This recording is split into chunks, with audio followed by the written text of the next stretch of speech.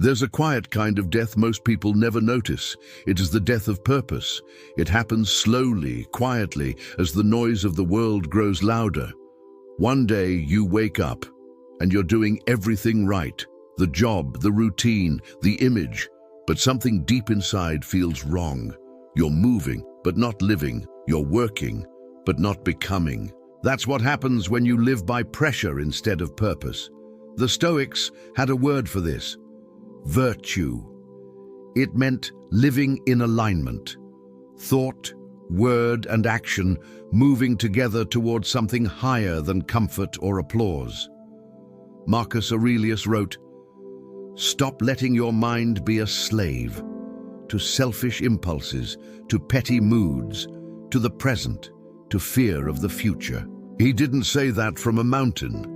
He said it from a battlefield, because purpose is forged in chaos, not in calm.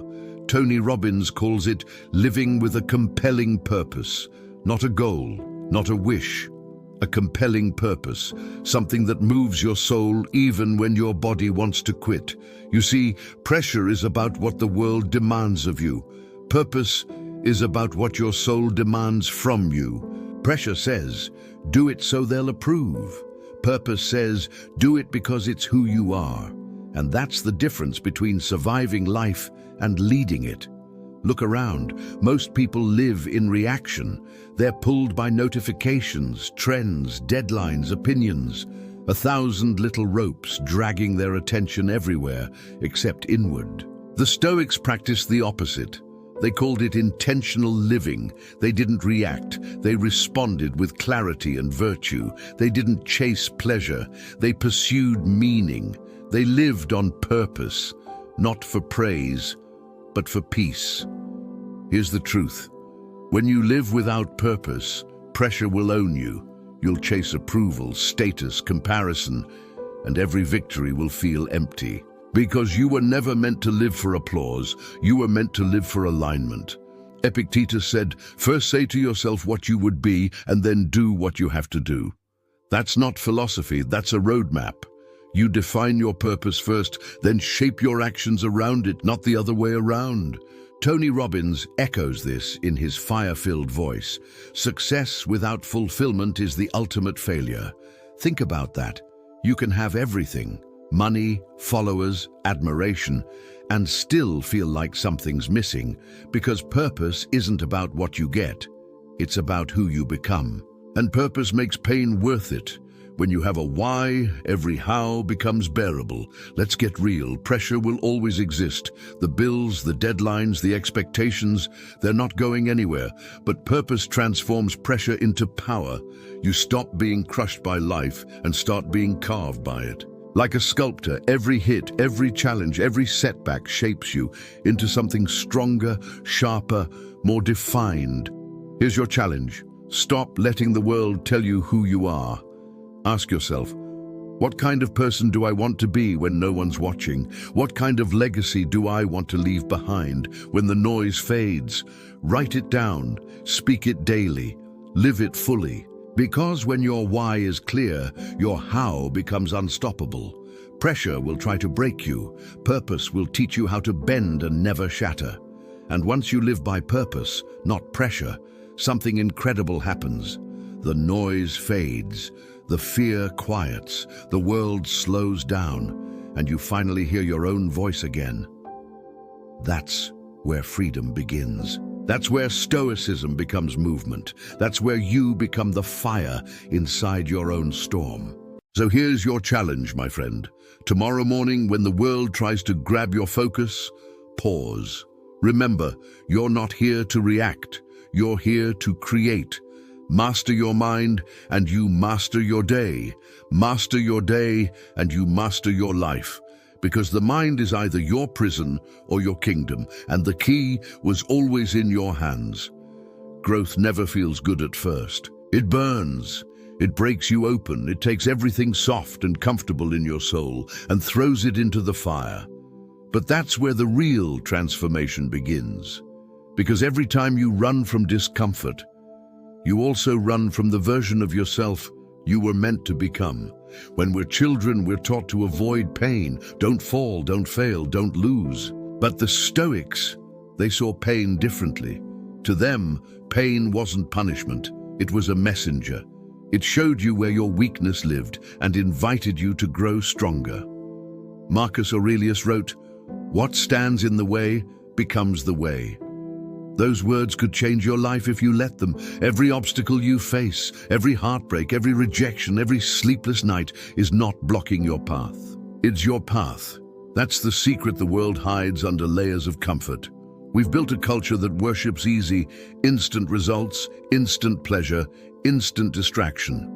But you can't build an unbreakable life on convenience. You build it on commitment. Tony Robbins says, if you want an extraordinary life, you must raise your standards. Comfort never changes you. Pressure does. Failure does. The discomfort you resist today becomes the weakness that controls you tomorrow. So stop asking for an easier life. Ask for a stronger mind. Let me tell you a truth most people never face. The version of you that's comfortable is dying slowly, but the version of you that's growing, he's alive, he's hungry, he's on fire. That hunger, that pull to expand, that's your soul demanding evolution. Every time you push through pain, you teach your brain a new truth. I can. And that's what Stoicism is all about. Not escaping life's storms, but using them to forge your spirit into steel. When life hits you, and it will, stop asking, why me? Ask, what is this trying to teach me? Because pain is not your enemy. It's your coach. It's your call to rise. Seneca said, a gem cannot be polished without friction, nor a man perfected without trials. Every scar you carry proves that life tested you, and you didn't break. You adapted. You grew. Here's something to remember every time you're tempted to quit. You can't be both comfortable and capable. One must die for the other to live. You want greatness, you must bleed for it. You want peace, you must fight for it. Inside yourself, you want meaning. You must lose everything that's fake to discover what's real. When Tony Robbins says, life happens for you, not to you, he's echoing the Stoic truth that the universe is your teacher, not your enemy. Everything you've lost, every failure, every person who walked away, it was all training. You were never being punished, you were being prepared. So here's your challenge, warrior. Next time life gets heavy, don't reach for escape. Reach for awareness. Ask, how is this shaping me? Then smile, because you've just stepped into growth. Comfort is the coffin of greatness. Growth is the breath of the unbreakable. Choose wisely, because every day the battle repeats. Comfort or growth, weakness or wisdom, fear or freedom. When you choose growth over comfort, you stop living like a survivor and start living like a creator. You stop enduring life and start evolving through it. And that's where power lives. That's where your last ride truly begins. There's a moment in every storm when you realize no amount of screaming can quiet the thunder. You can't stop the rain, you can't command the waves, but you can choose how you stand in the storm. That's where real strength begins. The Stoics called it dichotomy of control. Epictetus said it simply, some things are up to us and some things are not. That one sentence, it's pure freedom. Because most people spend their lives chained, not by circumstance but by resistance. They fight battles they can win, trying to change people who don't want to change, trying to rewrite the past that's already written, trying to control a world that was never theirs to own. And in that struggle, they lose themselves. Tony Robbins calls it state control, mastering your emotional world so you can remain resourceful even when everything outside you falls apart.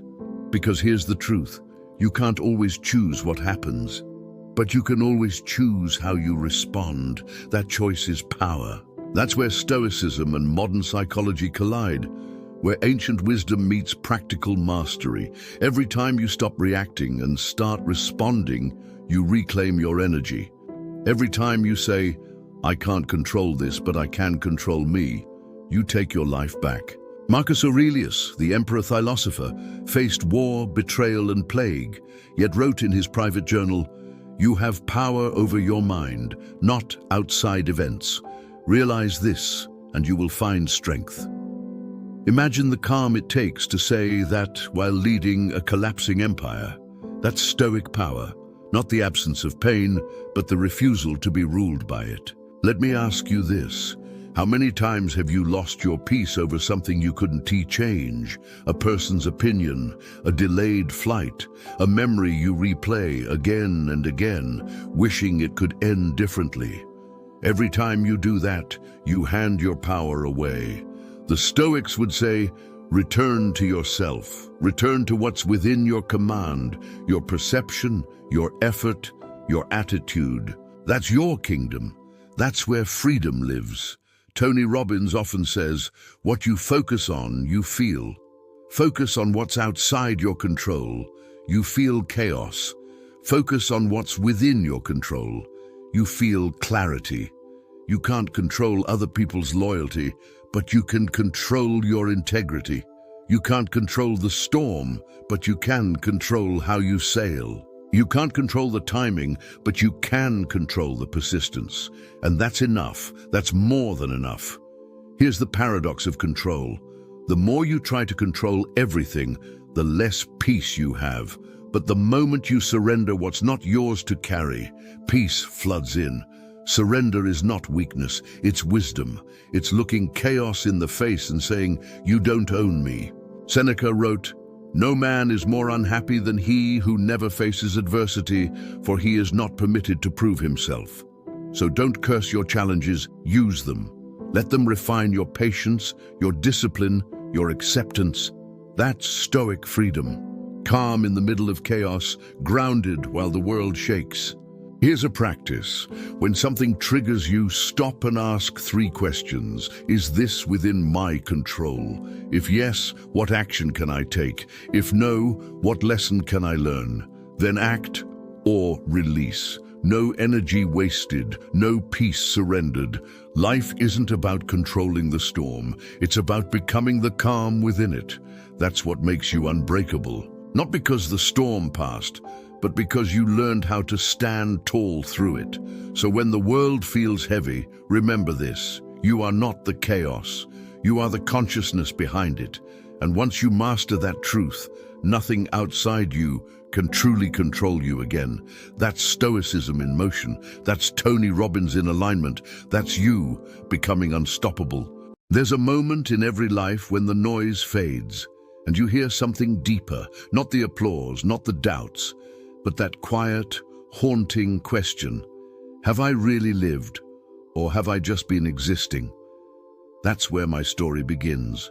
The last ride of my life. Not the end, but the rebirth. The day I stopped blaming the world and started battling the only person who ever truly stood in my way, myself.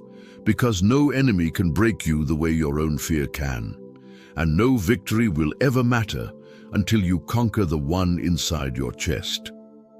So today, I'm sharing with you 5 Stoic rules, the same principles that rebuilt my mind, reignited my soul, and made me unbreakable.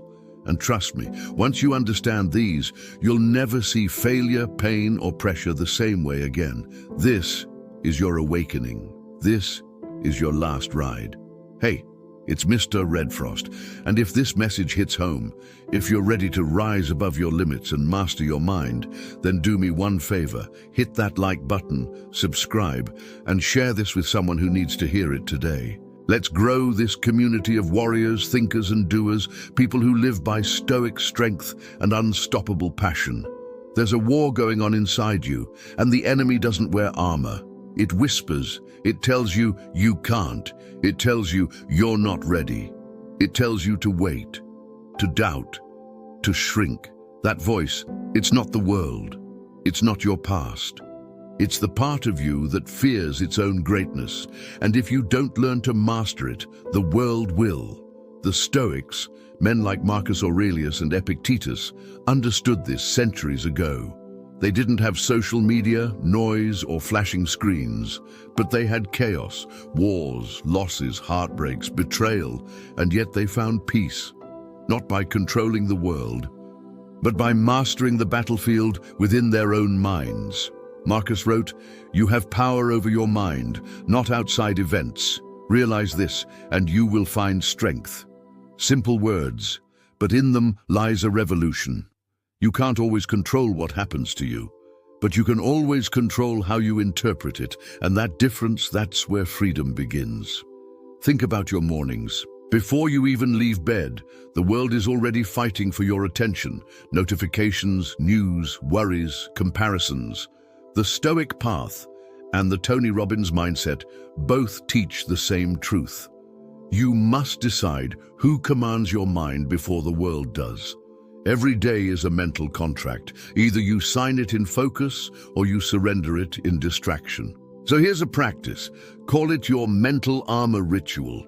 Before you check your phone, before you scroll, stop, close your eyes, take 10 deep breaths, and ask yourself one question. What do I want to feel today? And who do I want to be?